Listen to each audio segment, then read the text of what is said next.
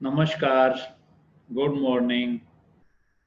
मैं अशोक श्री अरविंदो सोसाइटी के प्रतिनिधि के रूप में आप सभी शिक्षक शिक्षाविद भाई बहनों का हार्दिक स्वागत करना चाहता हूं, हार्दिक अभिनंदन करना चाहता हूं।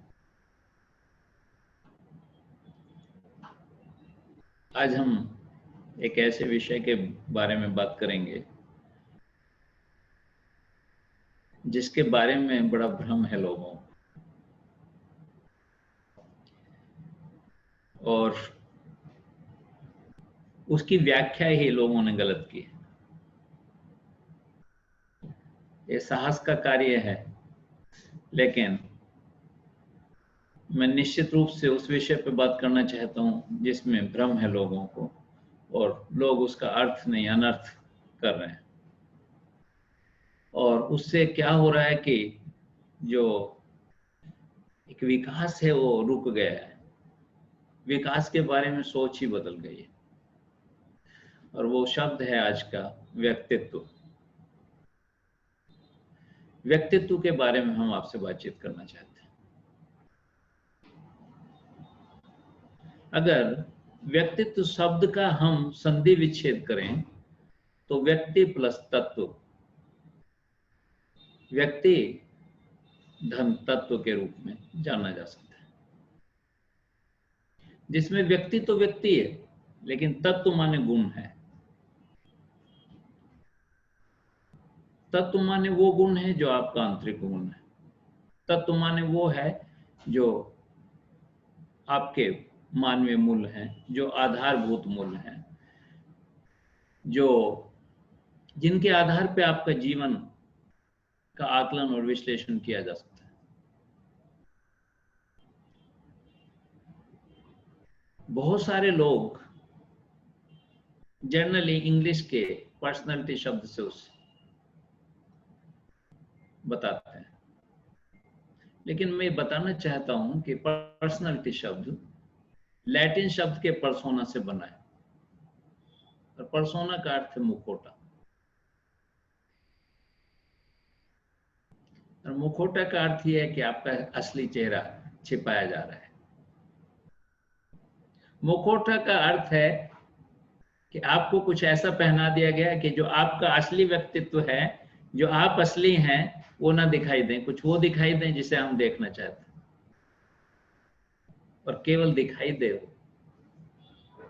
मुखौटे पहना के किसी भी व्यक्ति का अंतर्मन नहीं बदला जा सकता, उस व्यक्ति को नहीं बदला जा सकता, उसका चेहरा बदला जा सकता। और चेहरा बदलने से तो धोखा है, चेहरा बदलने से तो गड़बड़ है। जो आपका असली व्यक्तित्व वो छिपा रह जाता है। और सच बात तो यह है, बहुत सारे लोग इस भ्रम में पूरे जीवन जी जाते हैं कि जो मुखौटा पहन के वो जीवन जीते हैं, जो जिस जिस व्यक्तित्व का मुखौटा उन्होंने ओढ़ लिया है, उस व्यक्तित्व को ही अपना असली व्यक्तित्व समझ के पूरे जीवन जी जाते हैं, यानी कि पूरा जीवन धोखे में जी गए। इसलिए जैसे आजकल मुखौटा नहीं, मास्क लगा के आदमी पहचानना मुश्किल हो जाता है। आज कोरोना के चक्कर में या हम मास्क सब लोग पहनते हैं, बड़ा मुश्किल होता है दूसरे व्यक्ति को पहचानना, ये कौन व्यक्ति है। मास्क उतारे तब समझ में आता है ये व्यक्ति है। यानी कि मैं ये कहना चाहता हूं कि मास्क उतारे तभी असली व्यक्ति का पता चलता है। जब तक मास्क नहीं उतारता वो असली व्यक्ति पहचानने में ही नहीं आता।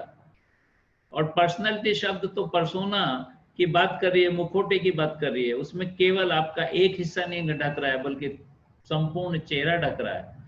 संपूर्ण चेहरा ढक रहा है तो आपका जो व्यक्तित्व है उसे कैसे पहचाना जा सकता है। आज तक जितने लोगों ने भी पर्सनालिटी डेवलपमेंट की बात की है, मैंने बहुत सारे लोगों को पढ़ा और सुना है, उन्होंने कहीं ना कहीं ये कहने का प्रयास किया है कि जो हमारा व्यक्तित्व है, जो हमारी पर्सनालिटी है, वो पैदा की जा सकती है। मैं भी इस बात से सहमत हूँ कि हम अपनी पर्सनालिटी में, अपनी व्यक्तित्व में हम निश्चित रूप से विकास कर सकते हैं। इस बात से बिल्कुल असहमत नहीं हूं, पर मैं इस बात से पूर्णतः असहमत हूं कि मुखौटा पहना के किसी व्यक्ति के व्यक्तित्व को बदल दिया है, उसकी पर्सनैलिटी को बदल दिया जाए, ये संभव नहीं है। एक लेप है जो आपके चेहरे पे कर दिया गया, एक दूसरा चेहरा है जो आपके चेहरे पे उड़ा दिया गया। इतनी उथली बातें कही गई हैं कि आपकी ड्रेस बहुत अच्छी होनी चाहिए, आपका चश्मा ठीक होना चाहिए, आपके बाल ठीक होने चाहिए, आपका जूता ठीक होना चाहिए, आपकी इंग्लिश के शब्द का उच्चारण सही होना चाहिए, हिंदी के शब्द का उच्चारण सही होना चाहिए, कुछ इंग्लिश के शब्द सीख लो, कुछ इंग्लिश के हिंदी के शब्द सीख लो। आपके व्यवहार में कुछ 10-20 टिप्स दे दी गई कि आपको बोलना है तो ऐसे सर करके बोलना है, मैडम करके बोलना है, ये करके बोलना है, वो करके बोलना है। सब आवरण उड़ाने का प्रयास किया। आज तक जब भी व्यक्तित्व की बात की है लोगों ने, व्यक्तित्व डेवलपमेंट की बात की है, वो इतनी उथली बातें की हैं कि किसी भी व्यक्ति के उस व्यक्तित्व को चेंज करने का प्रयास किया जा रहा है जो केवल देखता हो, जो आंखों से देखा जा सकता है, जो थोड़ा बहुत कानों से सुना जा सकता है।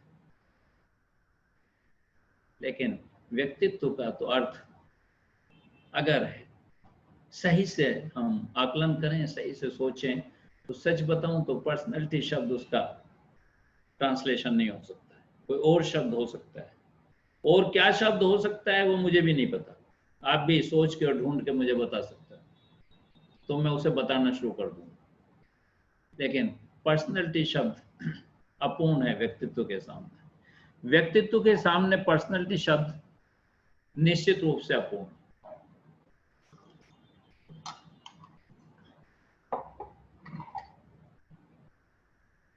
तो फिर व्यक्तित्व क्या है? आज हम व्यक्तित्व पे बात करें। हमने जैसा बताया कि व्यक्तित्व का अर्थ है किसी भी व्यक्ति के अंदर जो तत्व है, जो गुण है, जो उसके मानवीय मूल्य है, जो उसके आधार मूल्य है,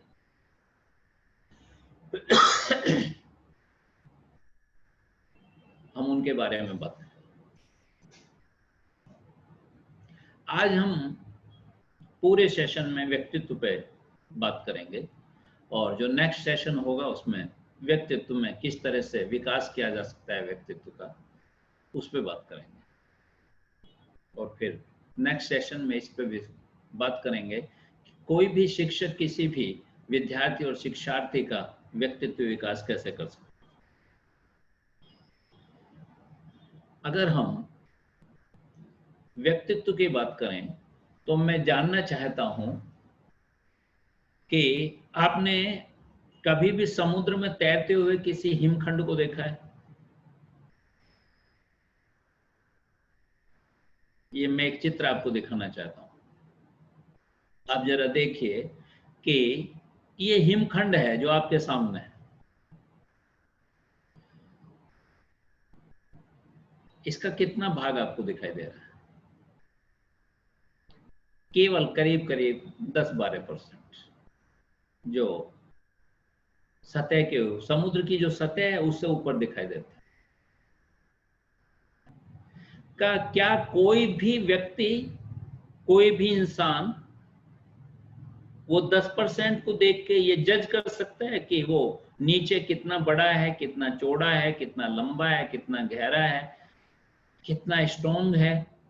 ये सारी चीजें केवल 10% जो भाग हम आंखों से देख सकते हैं, उससे क्या ये आकलन किया जा सकता है, विश्लेषण किया जा सकता है कि इस हिमखंड का नीचे जो भाग है वो कितना बड़ा होगा, कितना मजबूत होगा?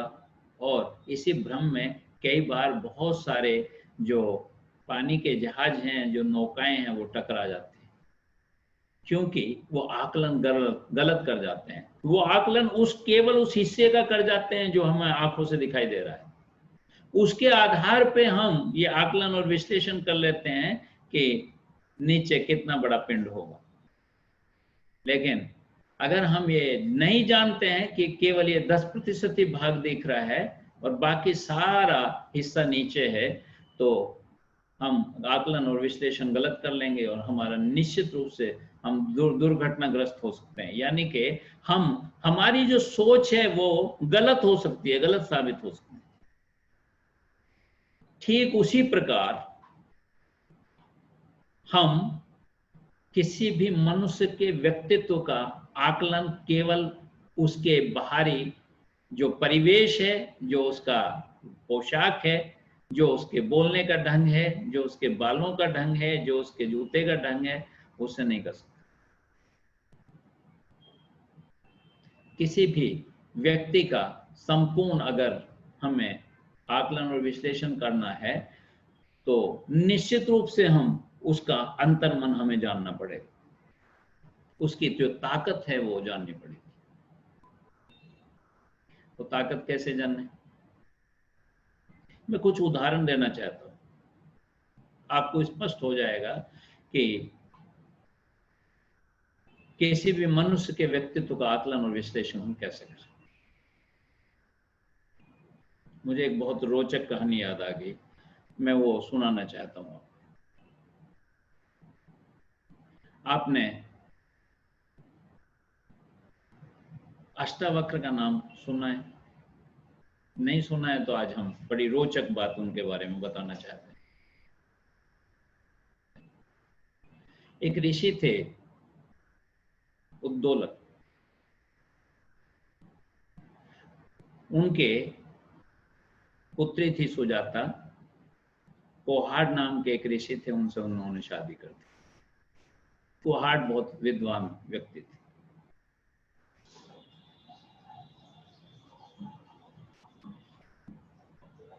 जब सुजाता जो उद्दोलक की पुत्री थी वो प्रेग्नेंट हुई, गर्भवती हुई, तो सुजाता ने ये निर्णय किया कि कोहाड़ जो ऋषि हैं वो प्रतिदिन जो अपने शिष्यों को बताते हैं मैं प्रतिदिन उन्हें सुनूं, ताकि जो मेरा बच्चा है वो मेरा बच्चा योग्य पैदा हो। ऋषि प्रतिदिन प्रवचन देते थे, सुजाता उनके साथ बैठ के वो सब सुनने का प्रयास करते। ऋषि जब एक दिन अपने शिष्यों को बहुत सारी चीजें बता रहे थे तो अचानक सुजाता के गर्भ से एक आवाज निकली। उन्होंने कहा कि हे ऋषिवर, जो कुछ आप बता रहे हैं वो अर्थहीन है, उसका कोई अर्थ नहीं है। ये सब जो शास्त्रों में लिखा है ये शब्दों का खेल है, केवल जो एक्चुअल ज्ञान है वो अपने शिष्यों को आप नहीं बता रहे।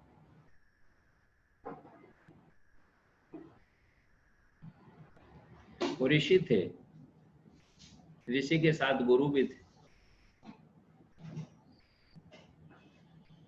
उनके अहम को बहुत चोट लगी। ऋषि तो थे, पिता भी थे, पिता भी बच्चे पे अपना एक पूरा अधिकार समझता है, जब महसूस करता है कि मेरा बच्चा है तो मेरे कहने के अनुसार चलना चाहिए। और अभी तो बच्चा पैदा भी नहीं हुआ, अभी तो बच्चा बाहर भी नहीं आया, अभी तो गारू में ही है। गारू से ही वो बोल रहा है कि जो कुछ आप कह रहे हो वो सब गलत है, वो सब अर्थहीन है, वो ज्ञान नहीं है, वो ज्ञान की केवल एक आवरण के बारे में आप बात कर रहे हो। तो ऋषि को गुस्सा आ गया, और गुस्सा आ गया तो उन्होंने उसे शाप दे दिया कि तुमने मुझे बेइज्जत किया है मेरे शिष्यों के सामने, इसलिए मैं तुम्हें शाप देता हूं कि तुम जब पैदा होगे तो तुम्हारे शरीर में 8 कुबड़ होंगे। और जब अष्टावक्र पैदा हुए तो उनके शरीर में 8 कुबड़ थे।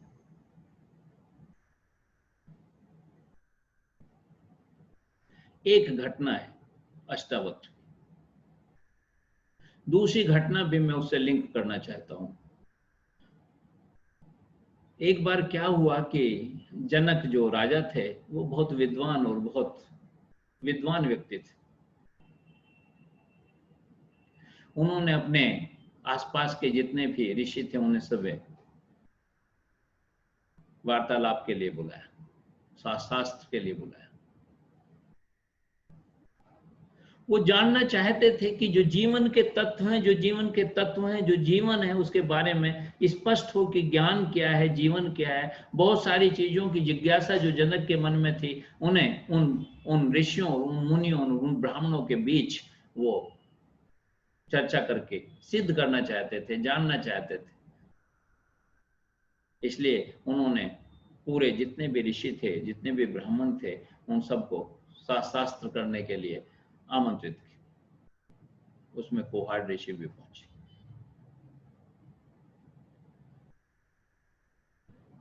और जब वो ऋषि पहुंचे तो उन्होंने और सारे जितने भी विद्वान थे वहां जनक की सभा में, उन सबको तो हरा दिया। लेकिन एक मंदी नाम का ब्राह्मण था जो जनक के सभा में था, उससे उनका शास्त्र शुरू हुआ। और जब शास्त्र शुरू हुआ तो ये सूचना बाहर आने लगी कि कोहाड़ ऋषि हारने को हैं, वो हारने वाले हैं, और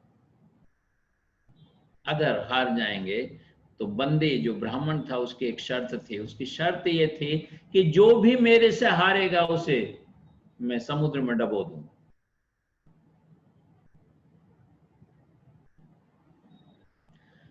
सुजाता को पता लगा कि उसका पति हारने वाला है, तो उसने अपने बेटे से कहा कि आपके पिता शास्त्र के लिए गए थे जनक की सभा में, और जनक की सभा में गए थे तो आज वो हारने वाले हैं, ऐसी सूचना आ रही है। शास्त्र पूरे जोरों पे है, लेकिन लग रहा है कि बंदी ब्राह्मण से वो हार जाएंगे। तो उसने अष्टावक्र ने माँ का आदेश प्राप्त किया और जनक की सभा की तरफ बढ़ लिया। और जब जनक की सभा की तरफ बढ़ा, और जब जनक की सभा में जो पहरेदार थे उनसे कहा कि मैं सभा में जाना चाहता हूं, तो वो सब भी हंसने लगे। उन्होंने कहा कि वहां तो ज्ञान की बात हो रही है, वहां तो शास्त्र हो रहा है, वहां तो ब्राह्मणों ऋषियों का शास्त्र हो रहा है, आप वहां क्या करेंगे? बोले मैं भी शास्त्र करना चाहता हूं, मैं भी बहस करना चाहता हूं, मैं भी जानना चाहता हूं वहां क्या हो। तो वो हंसने लगे। लेकिन फिर भी जनक का आदेश था, राजा जनक का आदेश था कि कोई भी ब्राह्मण आए, क्योंकि वो ब्राह्मण वेश में थे, इसलिए उन्हें रोका ना जाए, उन्हें अंदर आने दिया जाए। और जब वो सभागार में पहुंचे तो वहां जितने भी ब्राह्मण थे, जितने भी ऋषि थे, वो सब जोर जोर से हंसने लगे, क्योंकि अष्टावक्र के शरीर में 8 कुबड़ थे, ऊंट की तरह चलता था वो व्यक्ति। सब हंसने लगे। जब सब हंसने लगे तो अष्टावक्र भी जोर जोर से हंसने लगे, बहुत जोर से हंसने लगे। जनक ने पूछा कि इन लोगों का हंसना तो मेरी समझ में आता है, ये जो ब्राह्मण, जो ऋषि यहां बैठे हैं, ये जो हंस रहे थे, इनका हंसना तो मेरी समझ में आता है, लेकिन बेटा आप क्यों हंसे? क्योंकि केवल 12 वर्ष की उम्र थी अष्टावक्र। उन्होंने कहा आप क्यों हंसे? तो उसने ठहर के कहा कि मैं तो ये सोच के आया था कि जनक एक विद्वान राजा हैं और उनकी सभा में निश्चित रूप से विद्वान होंगे, लेकिन ये तो सब चर्मकार है।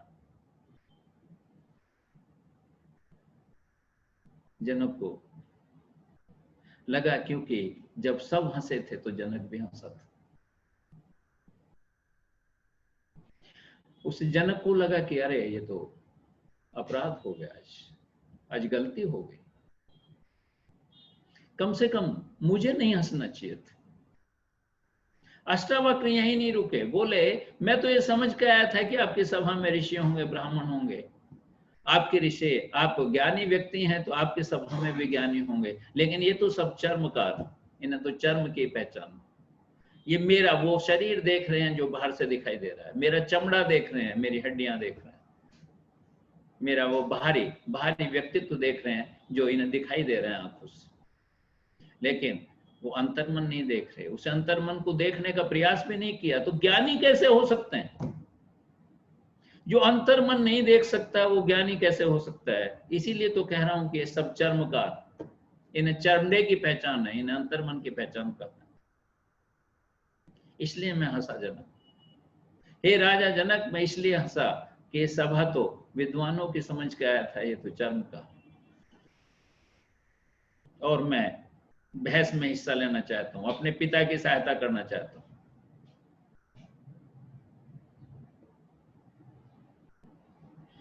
और बहस हुई। अष्टावक्र 12 वर्ष का एक बच्चा, बंदी उस ब्राह्मण से जिसने सारे ब्राह्मण और सारे ऋषियों को हरा दिया था और उसके पिता को भी हराने की तैयारी में था, उससे बहस हुई और 12 वर्ष के उस बच्चे ने बंदी ब्राह्मण को हरा दिया। और जिस तरह बंदी ब्राह्मण की ये शर्त थी कि जो मेरे से हारेगा वो समुद्र में मैं उसे डबो दूंगा, तो अष्टावक्र ने भी कहा कि हे बंदी ब्राह्मण, आपको भी जो शर्त आपने दूसरों के लिए रखी थी वो अपने लिए भी रखनी चाहिए और आपको समुद्र में डूब जाना चाहिए।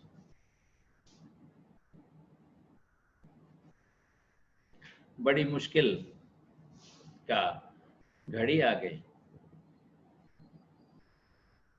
और जब मुश्किल की घड़ी आ गई तो बंदी ब्राह्मण को बताना पड़ा कि मैं वरुण का पुत्र हूं और मेरे पिता को कुछ श्रेष्ठ ब्राह्मणों की आवश्यकता थी।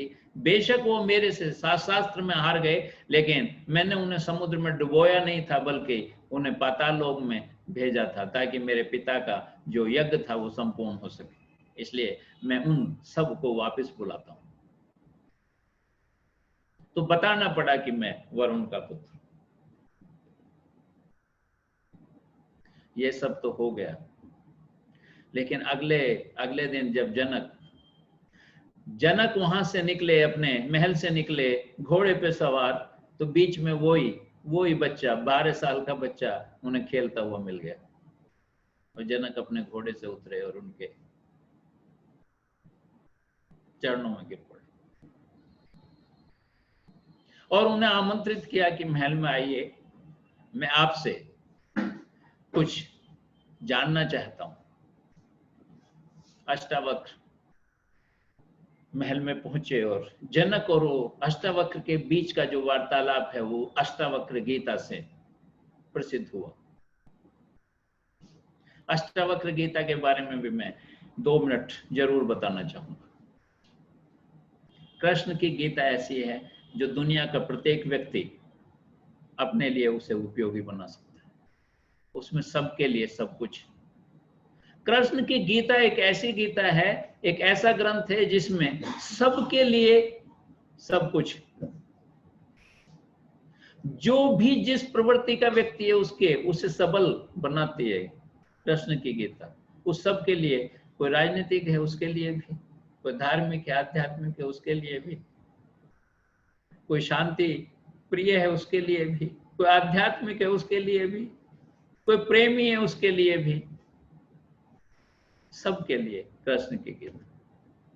उसे सब अपने लिए यूज कर सकते हैं, सब अपनी प्रवृत्ति के अनुसार उसे अपना ग्रंथ बना सकते हैं, उसकी पूजा कर सकते हैं। लेकिन अष्टावक्र गीता ऐसा नहीं है। अष्टावक्र गीता में कोई परिवर्तन नहीं कर सकता, कोई अपनी प्रवृत्ति के लिए अपने लिए यूज नहीं कर सकता। उससे तो वो ही सीखना पड़ेगा जो अष्टावक्र कहना है। इसलिए बहुत सारे विद्वानों ने कहा है कि अष्टावक्र गीता जैसी कोई पुस्तक नहीं है, संसार में कोई पुस्तक नहीं है। 12 साल के बच्चे और जनक के बीच का जो वार्तालाप है वो अष्टावक्र गीता के नाम से। ये कहानी मैं क्यों सुनाना चाहता था? मैं इस कहानी को इसलिए सुनाना चाहता था आपको कि एक 12 साल के बच्चे जिसके शरीर में 8 मोड़ थे, 8 वक्र थे, 8 जगह से कोबड़ था, उसका बाहरी व्यक्तित्व जैसे पर्सनैलिटी की बात करते हैं, उसका पर्सनैलिटी तो 0 थी। एक लंगोट बांधे हुए, एक हल्की सी धोती बांधे हुए, एक जनेऊ डाले हुए, शरीर में दुनिया भर के चर्म भी काला था और शरीर में कुपड़ था। उसे देखने के बाद कोई व्यक्तित्व की बात करे कि इसका व्यक्तित्व कैसा है, तो यह अन्याय नहीं होगा उसके साथ? निश्चित रूप से अन्याय हो।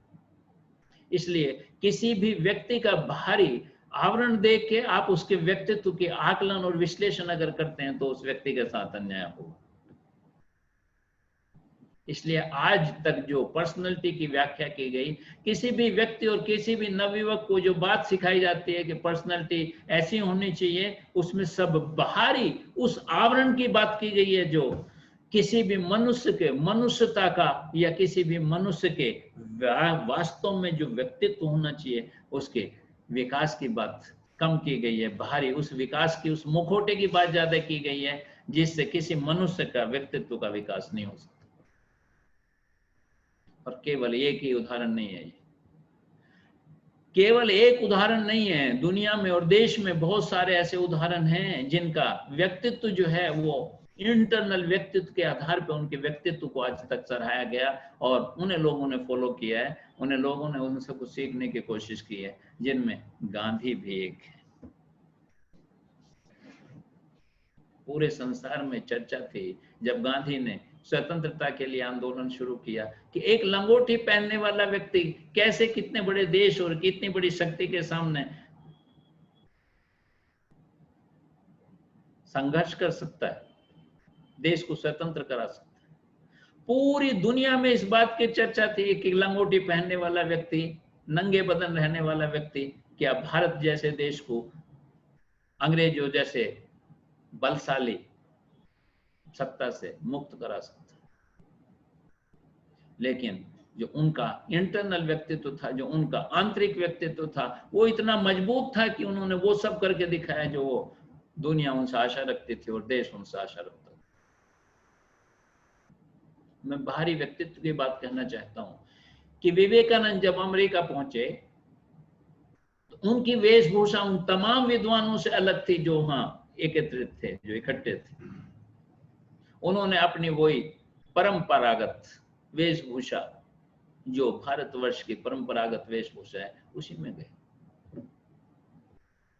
वहां सब लोग कोट पहने थे, टाई पहने थे, अपने अपने देश की जो बेहतर से बेहतर पोशाक होती थी, जिसमें हमें बताया गया है कि व्यक्ति का व्यक्तित्व दिखना चाहिए बाहर से, उस सब का पालन किया था सब लोग। और विवेकानंद निश्चित रूप से अष्टावक्र की तरह, जिस तरह जनक की सभा में सारे लोग, सारे विद्वान लोग जो वहां बैठे थे वो अष्टावक्र पे हंसे, वैसे ही से विवेकानंद जी पे भी सारी दुनिया के विद्वान लोग जो अपने को विद्वान समझते वो निश्चित रूप से हंसे होंगे, निश्चित रूप से हंसे होंगे। उन्होंने कहा होगा ये व्यक्ति, ये इस तरह का पगड़ी पहनने वाला व्यक्ति, ढीला कुर्ता पहनने वाला व्यक्ति क्या बोलेगा, क्या बताएगा विश्व। लेकिन उन्होंने विश्व को वो बताया जो कोई बता नहीं सकता। उन्होंने समभाव की बात की, उन्होंने समता की बात की, उन्होंने कहा कि हमारी परंपरा और हमारा धर्म और हमारा सोच ये है कि पूरे विश्व में जितने भी लोग हैं वो सब हमारे भाई बहन। समभाव की बात उन्होंने। तब शायद जनक की सभा में जिस तरह वहां बैठे हुए विद्वानों की समझ में आया होगा कि ये 12 साल का बच्चा एक व्यक्तित्व का धनी व्यक्ति है, वैसे ही शायद अमेरिका में बैठे हुए तमाम उन दार्शनिकों के बीच में श्री विवेकानंद जी को पहचाना गया होगा, सराहा गया होगा कि यही एक व्यक्ति है जो व्यक्तित्व का धनी है। और भारतवर्ष में आज गौतम बुद्ध की हम बात करें, सिर घुटाए हुए, मुंडाए हुए व्यक्ति, साधारण से वस्त्र पहने हुए, वो सब पैदा कर गया कि आज पूरे विश्व में अगर 3rd नंबर पे कोई धर्म है तो वो बुद्ध है। और उससे पहले जो धर्म है, मुझे नहीं कहना चाहिए शायद ये सच है या नहीं है, मैं बहुत दमदार तरीके से ये बात नहीं करना चाहता, लेकिन मैं बताना जरूर चाहता हूं कि ईसाई धर्म जो करुणा पे आधारित बताता है अपने को, सबसे ज्यादा हत्याएं अगर विश्व में की हैं तो वो ईसाई धर्म ने की। और जो मुसलमान धर्म शांति की बात करता है, आज दुनिया में अगर कहीं भी कोई अशांति है तो वहां कहीं ना कहीं कोई ना कोई मुसलमान जरूर खड़ा है।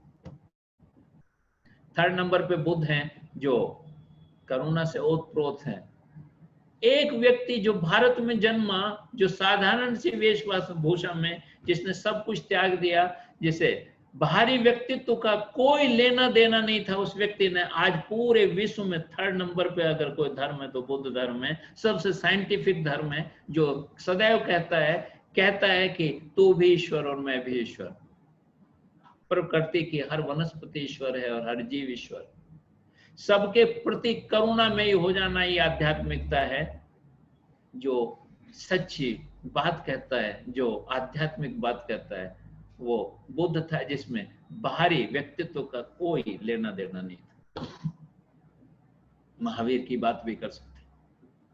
महावीर की बात कर सकते हैं कि जब उन्होंने संन्यास लिया, तो सारे कपड़े उतार के अपने भाई को दे दिए। भाई ने कहा था कि पिता नहीं है, माँ जीवित हैं जब तक, तब तक तुम संन्यास नहीं ले सकते। और जब माँ का दाह संस्कार हुआ तो सारे कपड़े उतार के दे दिए, एक लंगोटी के साथ चल पड़े। महावीर जैसा आदमी, बुद्ध जैसा आदमी, गांधी जैसा आदमी, विवेकानंद जैसे आदमी सब इस देश में पैदा हुए। अष्टावक्र भी इसी देश में पैदा। अगर मैं विश्व के उदाहरण की बात करूं तो हजारों व्यक्ति ऐसे हो सकते हैं जिनका जो आंतरिक व्यक्तित्व था उसके आधार पर उन्होंने स्थापित किया कि व्यक्तित्व का अर्थ क्या है। इसलिए मैं ये निवेदन करना चाहता हूं कि जो व्यक्तित्व को परिभाषित करने का प्रयास किया गया है वो अधूरा है। हम 10% की बात करते हैं, हिमखंड की तरह। हम उस 10% को चमकाना चाहते हैं, हम उस 10% को बहुत बेहतर बनाना चाहते हैं, हम एक मुखौटा लगाना चाहते हैं। मैं इसके कंप्लीटली विरुद्ध हूँ। मैं ये मानता हूँ, मेरा ये सोचना है, मेरी सोसाइटी का ये सोचना है, श्री अरविंद सोसाइटी का ये सोचना है कि किसी भी मनुष्य का जो आंतरिक व्यक्तित्व है वही उसका व्यक्तित्व है। बाहरी जो चमक धमक है वो हिमखंड की तरह केवल 10% आधार आपका बन सकता है, और 10% आधार नहीं बनाया जा सकता किसी के मनुष्य के व्यक्तित्व का। उसका जो 90% है वही उसका व्यक्तित्व होता है। और उस 90% को हम किस तरह से डेवलप करें, कैसे उसका विकास करें, वो कैसे मजबूत बन सकता है, कैसे बेहतर बन सकता है, इस पे हम विस्तृत चर्चा करेंगे अगले सेशन में। और हम आपको बताएंगे कि निश्चित रूप से व्यक्तित्व, किसी भी व्यक्ति का व्यक्तित्व का विकास हो सकता है, लेकिन वो जो आधार है 90% का, उसका विकास करके किया जा सकता है, 10% को चमका के नहीं किया जा सकता। मैं ये नहीं कह रहा हूं कि 10% पे भी हमें काम नहीं करना चाहिए, हमें निश्चित रूप से 1% पे भी काम करना चाहिए। वो तो 10% है, निश्चित रूप से उस पर भी काम करना चाहिए, लेकिन किसी व्यक्तित्व का, किसी भी व्यक्ति के व्यक्तित्व का आकलन और विश्लेषण केवल उस 10% पर नहीं किया जाना चाहिए, या केवल उसके विकास के लिए उस 10% का विकास नहीं किया जाना चाहिए। मूल रूप से जो विकास होना चाहिए वो इंटरनल विकास होना चाहिए, वो आंतरिक विकास होना चाहिए। और मेरा ये विश्वास है, मेरा ये दावा है कि आंतरिक विकास अगर किसी व्यक्ति का कर दिया जाए तो वो निश्चित रूप से वो स्थापित करेगा जो स्थापित करना चाहिए। उसका विश्लेषण जब आप करेंगे तो स्वीकार करेंगे कि वो एक धनी व्यक्तित्व का व्यक्ति। आज हम इतना ही बातचीत आपसे करना चाहते थे, और इस संबंध में अगर किसी के मन में कोई भी प्रश्न है तो वो हमसे पूछ सकता है। और निश्चित रूप से लोगों में जिज्ञासा जगी होगी, क्योंकि आज तक व्यक्तित्व को जिस तरह से डिफाइन किया है बहुत सारे लोगों ने, बहुत सारे मोटिवेशनल लोगों ने, वो सब कुछ विपरीत तरह से किया, कुछ अलग तरह से किया। मैं उससे सहमत नहीं हूं, तो निश्चित रूप से आपके मन में कुछ जिज्ञासाएं उठी होंगी, वो जिज्ञासाएं आप पूछ सकते हैं, और मैं अपने ज्ञान, अध्ययन और अनुभव के आधार पे जो भी कुछ बताने में समर्थ हूँगा वो निश्चित रूप से आपको बताऊंगा। आप सब लोगों ने मेरे सेशन को, मेरे शब्दों को बहुत ध्यान से सुना, उस सब के लिए मैं आपका हृदय से आभारी हूँ और हृदय से आभार प्रकट करना चाहता हूँ। धन्यवाद।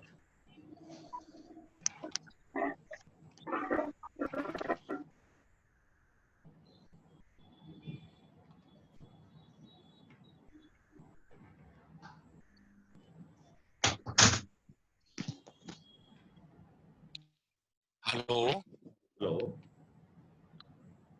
नमस्ते सर, मैं सूर्य प्रकाश। हाँ, सूर्य प्रकाश जी। जी सर, मैं ये आपने जो आज जो टॉपिक लिया, वो टॉपिक तो रियली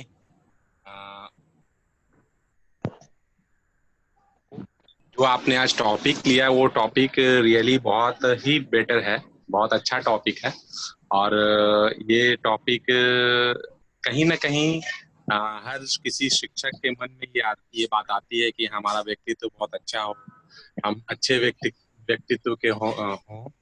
लेकिन इस संदर्भ में आपने जो बात कही कि हाँ 10% ही दिखता है, 90% नहीं दिखता है, ये बात तो बिल्कुल सही है। लेकिन इसमें मेरी एक शंका है या मेरा एक संदेह है जो मैं आपसे इसके स्पष्ट कि जो 10% हमारा दिख रहा है वो कहीं ना कहीं 90% का प्रतिनिधित्व भी करता है। जैसे अगर हमारा जो व्यक्तित्व है वैसी आभा आभा हमारे मुखमंडल पर होगी, हमारा व्यवहार उसके हिसाब से होगा, और हमारी जो गतिविधियां, हमारा क्रियाकलाप जो होगा वो भी उस 90% के ही हिसाब से होगा। और अगर रही बात कहीं पर कुछ प्रस्तुति करने की, कोई प्रस्तुतिकरण की, या कहीं हम हमारे आचार व्यवहार की, तो कहीं ना कहीं उस 90% की झलक हमें उस 10% में मिलती है, ये मेरा मानना है। लेकिन मैं इसके बारे में आपसे जानना चाहूंगा कि आप इस बारे में क्या कहते हैं, या मैं कहाँ तक सही हूँ, या ये सिर्फ एक अंदाज है, या इससे इसका रिलेशन है या नहीं। इस संदर्भ में मैं आपकी स्पष्ट राय जानना चाहता हूँ। सूर्य प्रकाश जी, पहले तो आपका चेहरा हमें देखने को मिला तो अच्छा लगा। आप यंग आदमी हैं, पूरे ऊर्जा से ओतप्रोत हैं, मुझे ऐसा प्रतीत होता है। दूसरी दूसरी बात, आपने नाटक में, पिक्चर में हीरोइन हीरो को देखा है, बहुत सुंदर दिखाई देते हैं, लेकिन जब उनका मेकअप उतार दिया जाता है तो फिर असलियत सामने आ जाती है।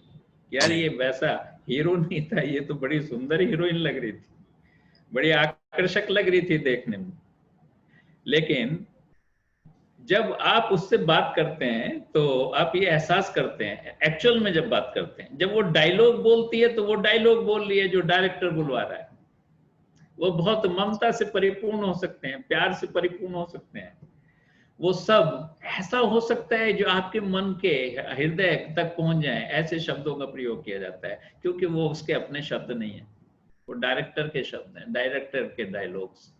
डायरेक्टर डायलॉग ही नहीं बुलवाता, बल्कि क्या भाव चेहरे पे लाने, वो भी बार बार मेहनत करता है डायरेक्टर, अपने चेहरे पे वो भाव ला के दिखाता है कि मुझे ऐसे बोलना है तो ऐसा भाव आना चाहिए, ये क्रोध का भाव आना चाहिए, ममत्व का भाव आना चाहिए, स्नेह का भाव आना चाहिए। ये वो सब भाव भी लाके दिखाता है डायरेक्टर डायलॉग के साथ साथ। क्या सैकड़ों पिक्चर करने के बाद भी जो उसका मूल व्यक्तित्व है हीरोइन का, वो बदल जाता है? नहीं बदलता, क्योंकि वो जब स्टेज पे पहुंचती है और कलाकारी करती है तो वो सब कुछ बोलता है जो डायरेक्टर बुलवा रहा है उससे। वो डायलॉग्स हैं, वो अगली पिक्चर में भूल भी जाती है उन्हें, मैंने पहली पिक्चर में कौन सा डायलॉग कहाँ बोला था। कुछ जो बहुत फेमस हो जाते हैं उन्हें याद रखती है, बाकी भूल जाती है। सैकड़ों पिक्चर की हैं, लाखों डायलॉग्स बोल रहे हैं, किसे किसे याद रखें। आज तक सूर्य प्रकाश जी हमारी शिक्षा और हमारे समाज में जो पर्सनैलिटी शब्द को व्यक्त किया गया, जो बात की गई उस पर, वो दुर्भाग्य है मेरे देश का कि उससे 10% पे बात ज्यादा की गई, और वो 10% लीपा पोती करके उसे चमकाने का प्रयास किया गया। हम हमारे बच्चों को सिखाया जाता है, आपको पता नहीं, जो मार्केटिंग में बच्चे होते हैं उनमें आप छोटी छोटी कंपनियों में जाके देखिए, छोटे छोटे बच्चों को जो इंटर पास होते हैं, जो हाई स्कूल पास होते हैं, उन्हें भर्ती कर लिया जाता है। उन्हें अच्छी सी शर्ट देती है कंपनी, अच्छी सी पैंट देती है, टाई देती है, और उन्हें 10 20 50 शब्द या वाक्य इंग्लिश के, हिंदी के बोलने सिखाए जाते हैं, उन्हें प्रैक्टिस कराई जाती है। आपको आपको जब मिलते हैं वो लोग, आपके पास आते हैं कुछ भी बेचने के लिए, जो उनकी भाषा होती है, जो वो कुछ उनकी अपनी भाषा नहीं है, वो सब जिस तरह डायरेक्टर कोई पिक्चर में हीरो ने हीरोइन को डायलॉग्स डिलीवर करने की ट्रेनिंग देता है, उन्हें भी ट्रेनिंग दी गई। कभी ये प्रयास नहीं किया गया कि जो है उनका अंतर्मन बदल दिया जाए, क्योंकि अंतर्मन बदलने में दिक्कत है। एक दिक्कत यह है कि अंतर्मन जब बदलने का प्रयास करते हो तो अंतर्मन भी संघर्ष करता है कि मैं बदलूं या नहीं बदलूं, ये उचित है या अनुचित है। बहुत सारे क्वेश्चन करता है अंतर्मन, संघर्ष करता है आपसे। जैसे मैं जनरली एक बात कहता हूं कि पेपर, जब आप न्यूज़पेपर पढ़ते हैं तो न्यूज़पेपर में सारी जानकारियां होती हैं, उनमें कोई कुछ नहीं है, आपने पढ़ा और जानकारी हासिल कर ली। लेकिन जब आप संपादकीय पढ़ते हैं, एडिटोरियल पढ़ते हैं, तो फिर आप संघर्ष करते हैं उसके साथ। ये लेखक जो लिख रहा है, ये सही लिख रहा है, गलत लिख रहा है, इसके तथ्य सही है या गलत है। निश्चित रूप से आप उसके साथ एक बहस करते हो, एक संघर्ष करते हो, और संघर्ष करने के बाद एक सही निश्चय पे पहुंचते हो। वो व्यक्तित्व का विकास करता है, वो जानकारी व्यक्तित्व का विकास नहीं करती मनुष्य की। आज मेरा जो टॉपिक था, मैं जानता था कि निश्चित रूप से आपका ही कमेंट्स नहीं, बहुत सारे लोगों के कमेंट्स आएंगे, बहुत सारे लोगों के फोन आएंगे, क्योंकि मैंने उस बात का खंडन करने का प्रयास किया है कि व्यक्तित्व विकास या पर्सनैलिटी की जो बात करते हैं लोग, वो ऊपरी तौर पे करते हैं।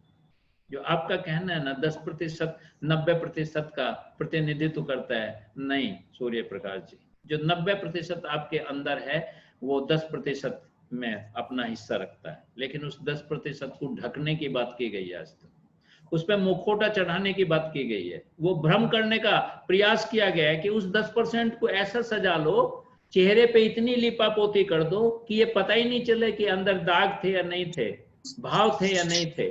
ऐसी लिपापोती करने की बात की गई है, नहीं होना चाहिए। देश का विकास नहीं हो सकता है। देश में नाटककार पैदा हो सकते हैं, हीरोइन हीरोइन पैदा हो सकते हैं। सच बताऊं तो मैं इस बात के भी विरोध में हूं कि जो नाटककार हैं उन्हें वो इतना सम्मान मिले जितना है किसी प्लेयर को मिलता है। वो फील्ड में खेलता है, वो मेहनत करता है, वो पसीना बहाता है, वो डायलॉग नहीं बोलता किसी के, अपने डायलॉग बोले कोई भी तो कोई दिक्कत नहीं। ऐसे भी हीरो हीरोइन है जो अपनी पिक्चर बनाते हैं, अपने डायलॉग्स बोलते हैं, निश्चित रूप से उन्हें सम्मानित किया जाता है, क्योंकि वो 90% पे काम कर रहे हैं, वो डायरेक्ट कर रहे हैं पिक्चर को, वो अपने डायलॉग्स हैं, उनके अपने भाव हैं, वो कुछ भाव देना चाहते हैं, वो संदेश देना चाहते हैं। लेकिन जो केवल और केवल डायरेक्टर के डायलॉग बोल रहे हैं, वो सम्मान के काबिल नहीं है। अपना कुछ बोलें तो निश्चित रूप से सम्मान के काबिल। इसलिए मैं बात करूंगा अगले सेशंस में, जब हम व्यक्तित्व विकास की बात करेंगे तो उस पर बहुत सारी चर्चा आपसे एक साथ करेंगे। बहुत सारी चर्चा करेंगे कि हम 90% को कितना मजबूत बना सकते हैं। फिर 10% को चमकाने की जरूरत नहीं है, वो खुद चमकने लगता है, खुद बता देता है कि मनुष्य का 10% देख के बता देता है कि 90% कितना मजबूत। तो मेरा विरोध नहीं है इस बात में कि 10% पे काम नहीं होना चाहिए, निश्चित रूप से काम होना चाहिए। कपड़े भी, चेहरा भी सब साफ सुथरा होना चाहिए, वो दूसरी चीजों के लिए आवश्यक हैं, हमारे स्वास्थ्य के लिए, इसके लिए, उसके लिए। आपका एट ए ग्लांस जब कोई भी व्यक्ति आपको देखता है, पहली बार मिलता है, तो आपके चेहरे, मोहरे, कपड़े का भी कुछ ना कुछ असर पड़ता है। लेकिन यकीन मानिए कि जब आप उससे मिलके जाते हो तो आपका 90% ही प्रभाव डालता है, वो 10% बातचीत में खत्म हो जाता है। वो एहसास हो जाता है कि ये 10% तो 10 मिनट ही चलता है, घंटे भर अगर चलता है तो 90% ही चलेगा। इसलिए शिक्षकों से जब हम बात करेंगे तो हम बताएंगे शिक्षकों को कि हम अपना किस तरह से व्यक्तित्व विकास कर सकते हैं, और शिक्षक किसी स्टूडेंट का व्यक्तित्व का विकास कैसे कर सकता है।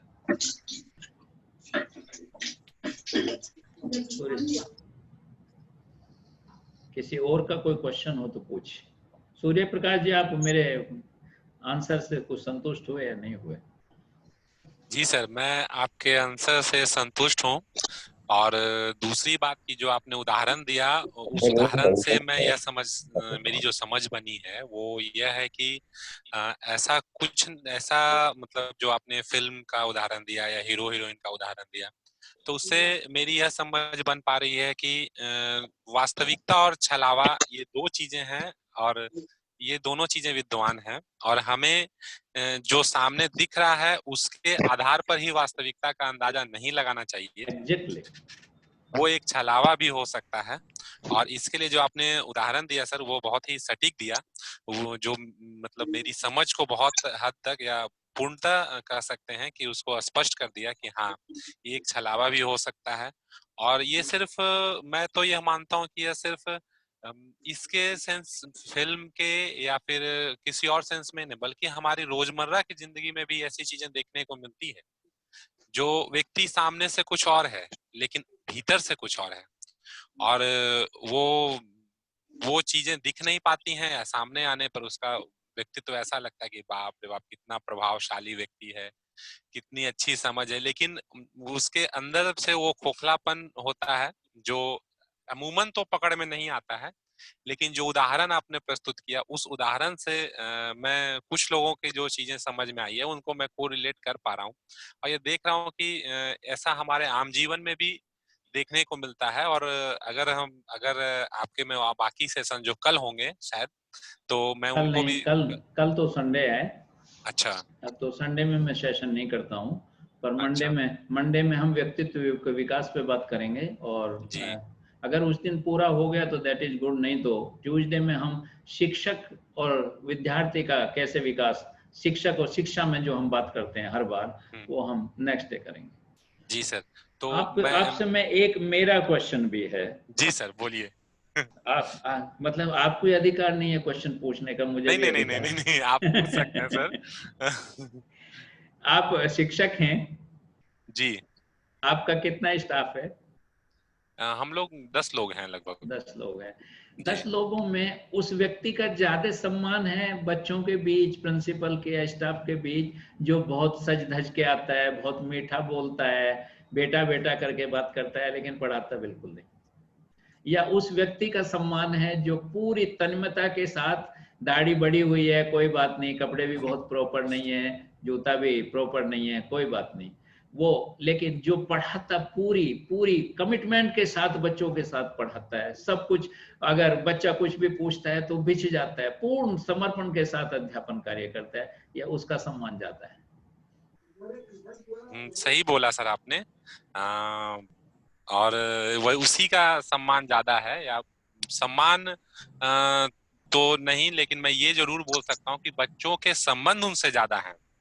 बच्चे तो उनसे बच्चों का उनके साथ संबंध ज्यादा है, और जो शिक्षक उनसे ज्यादा मतलब मेहनत। हाँ, ये बात भी आपने सही बोली, दाढ़ी बड़ी हुई है, और वो व्यक्तित्व तो उतना अच्छा, मतलब बाहरी व्यक्तित्व तो उतना अच्छा नहीं है, लेकिन अगर वो बच्चों के साथ मेहनत कर रहे हैं तो उनके साथ बच्चों का लगाव बहुत ज्यादा है, ये मैं देखा हूँ। और बच्चे उनके साथ ही ज्यादा ये घुले मिले रहते हैं, ये तो है सर। तो मेरा जो आपका जो क्वेश्चन था उसका मैंने जवाब दे दिया सटीक, कि जो जी बाहरी व्यक्तित्व है ना 10%, वो 10 दिन चलता है, लेकिन जी अगर 100 दिन चलाना है तो जी जो हमारा जो आंतरिक व्यक्तित्व है वो पवित्र होना चाहिए, वो डेवलप होना चाहिए। हम इस पे बहुत जी खुल के चर्चा करेंगे मंडे में, कि जी सर, जो वही मैं भी चाहता हूँ सर। हाँ, कि जो हमारा आंतरिक व्यक्तित्व है वो किन चीजों पे टिका होता है, उनका कैसे डेवलपमेंट किया जा सकता है। और वो आप हमारे जितने ऋषि हैं वो सब शाकाहारी थे जनरली, जी और बहुत साधारण सा पहनते थे, बहुत कम भोजन करते थे, जो मिल जाता था वही करते थे, लेकिन उनके चेहरे के आभा आप देखिए, वो इसलिए आभा थे कि वो जो अंदर का व्यक्तित्व था ना वो बहुत मजबूत था उनका, उस अंदर के व्यक्तित्व की आभा थी उनके चेहरे पे, उसे पहचानने में। वो हीरोइन वाला है, हीरो वाला चेहरा नहीं था।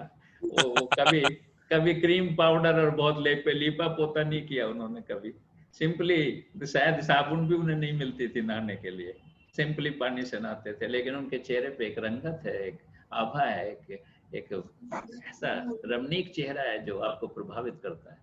तो वो बाहर का जो व्यक्तित्व है वो निश्चित रूप से, मैं इसके विरोध में नहीं खड़ा हूं, मैं झगड़ा नहीं करना चाहता उन लोगों से जो ये बात कह रहे हैं कि नहीं, बाहर का व्यक्तित्व भी अच्छा होना चाहिए और हम उस पर पर्सनालिटी डेवलपमेंट की बात करते हैं, मोटिवेशन की बात करते हैं, उन सब के विरोध में खड़ा नहीं होना चाहता मैं, लेकिन मैं केवल उन्हें ये समझाना चाहता हूँ बहुत नम्र शब्दों में, नम्र भावना के साथ, कि अगर वास्तव में एक अच्छी पीढ़ी का निर्माण करना है तो हमें जो आंतरिक व्यक्तित्व है उस पर काम करना चाहिए।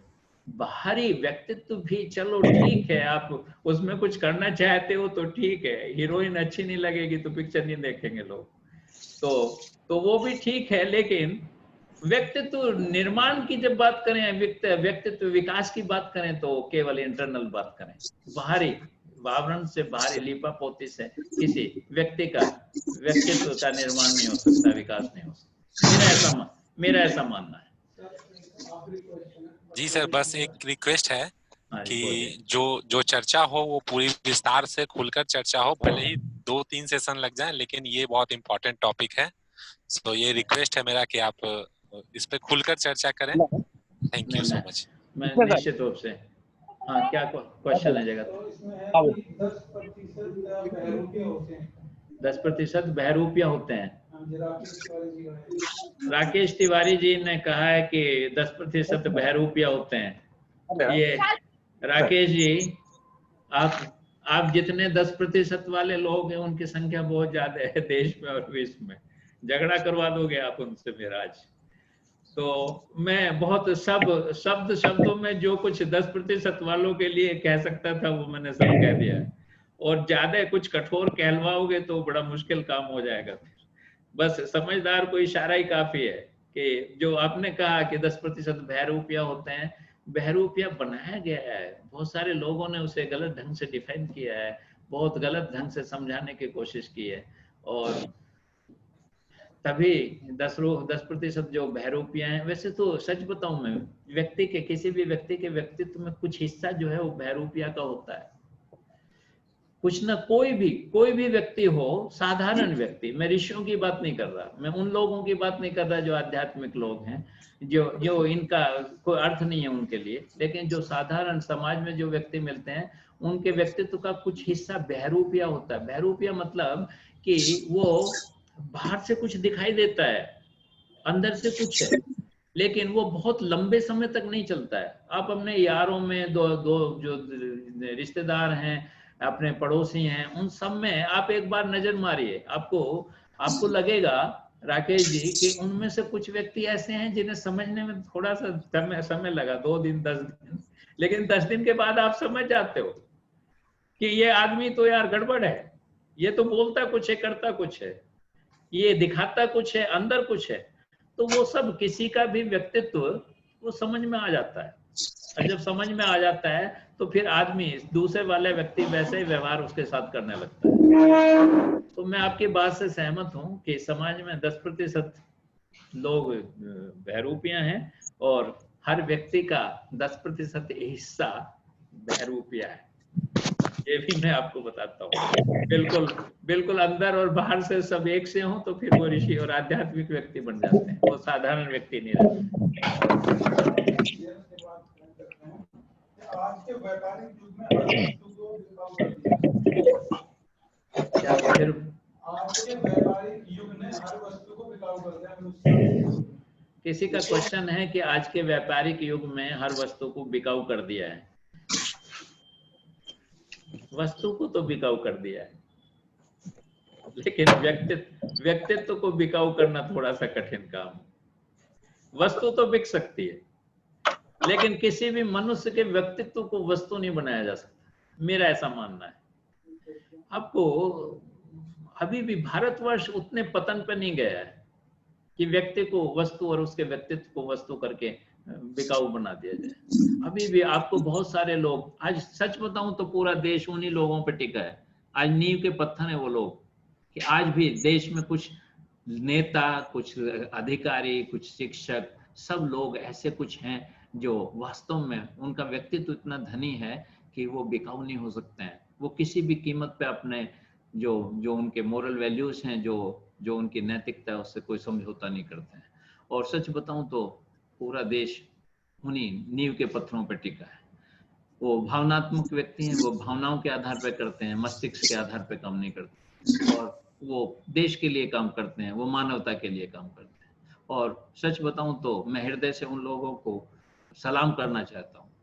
मैं चाहता हूं कि उन लोगों को मान और सम्मान संपूर्ण मिलना चाहिए जिसके वो लायक है। राकेश जी, अब मेरा समय हो गया है और मैं चाहूंगा कि मैं विदा लूं, लेकिन निश्चित रूप से मंडे में आपसे मिलेंगे और मंडे में ये चर्चा को आगे बढ़ाएंगे और अगला जो भी सीडी है इसकी डेवलपमेंट की बात करेंगे, किस तरह से हम डेवलपमेंट कर सकते हैं। आप सब लोगों ने ध्यान से मेरी बात को सुना, मेरे साथ इन्वॉल्व हुए, उसके लिए मैं आप सब लोगों का कृतज्ञ हूँ। आपका आभार प्रकट करना चाहता हूँ। आभार।